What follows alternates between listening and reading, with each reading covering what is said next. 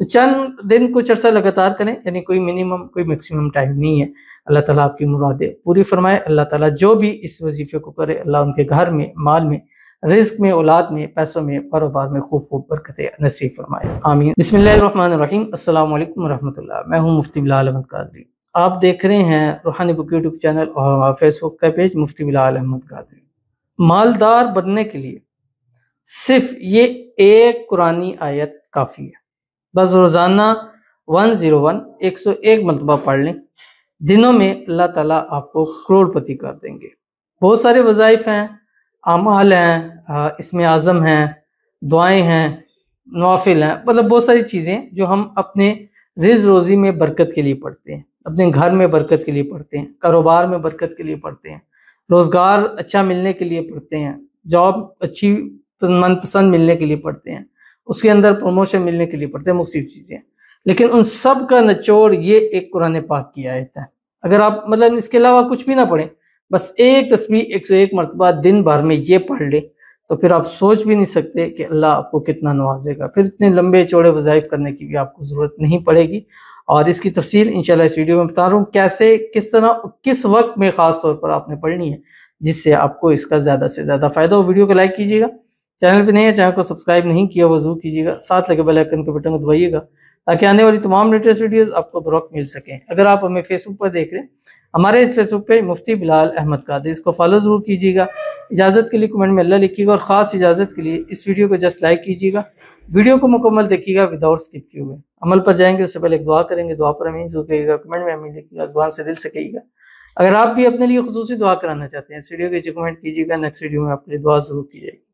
कहते हैं अस्सलाम वालेकुम मुफ्ती साहब। वालेकुम सलाम। मैं अभी शादी नहीं करना चाहती, लेकिन इर्द गिर्द के लोग पर घर वाले शादी के लिए तंग कर रहे हैं। कोई ऐसा वजीफ़ा बता दें जिससे घर वाले अभी कहीं रिश्ता ना करें। हमारा काम रिश्ता करवाने वाला है, और आज एक हमारे पास आप एक नया केस लेके आ रहे हैं। हम तो वो वज़ाइफ देते हैं जिनसे शादियाँ होती हैं, और 100% वही आते हैं। आप मेरे ख्याल से इससे पहले हैं कि जो क्या मन कर रहा है कि शादी ना हो, तो हम तो शादी के लिए देते हैं। बार अल्लाह ताला का एक नाम है या मान्यू, इसको दिन भर में 1100 मरतबा ये चलते फिरते उठते बैठते हर हाल में पढ़ें।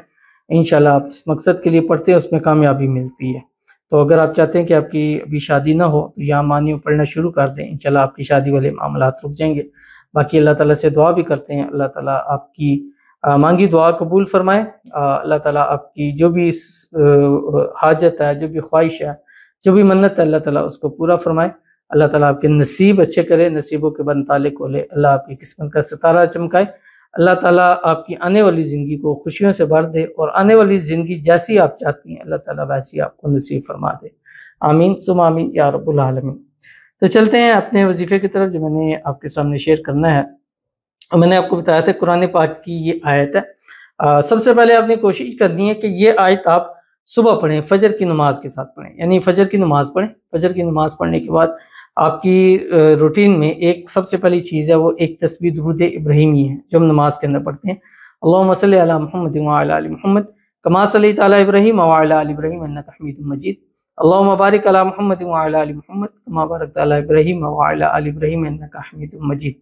उसके बाद आपकी रूटीन में शामिल हो सूरत यासीन, वो तुम आपने एक मरतबा पढ़नी है। उसके बाद आप 101 मरतबा कुरान पाक की ये वाली आयत पढ़ लें जो आपकी स्क्रीन के ऊपर आ रही है। बिस्मिल्लाहिर्रहमानिर्रहीम। रब्बना अंज़िल अलैना माइदतम मिनस समाई तकूनु लना ईदन लिअव्वलिना व आखिरिना व आयतम मिनका वरज़ुकना व अंता खैरुर राज़िकीन। ये इसको पढ़ें। पढ़ने के बाद अल्लाह ताला के हुजूर आपने दुआ करनी है, और ये काम आप सूरज निकलने से पहले पहले कर लें। अगर उस टाइम नहीं कर सके किसी भी वजह से, तो फिर सूरज निकलने के 20 मिनट बाद इशराक की नमाज होती है। इशराक के नवाफिल के बाद आपने एक तस्बीह इसकी ज़रूर पढ़ लेनी है। तो चंद दिन कुछ अर्सा लगातार करें, यानी कोई मिनिमम कोई मैक्सिमम टाइम नहीं है। अल्लाह ताला आपकी मुरादें पूरी फरमाए। अल्लाह ताला जो भी इस वजीफे को करे, अल्लाह उनके घर में, माल में, रिज्क में, औलाद में, पैसों में, कारोबार में खूब खूब बरकतें नसीब फरमाए। आमीन सुमा आमीन या रब्बुल आलमीन। मिलते हैं फिर किसी अच्छी नेक्स्ट वीडियो के अंदर, तब तक के लिए अल्लाह।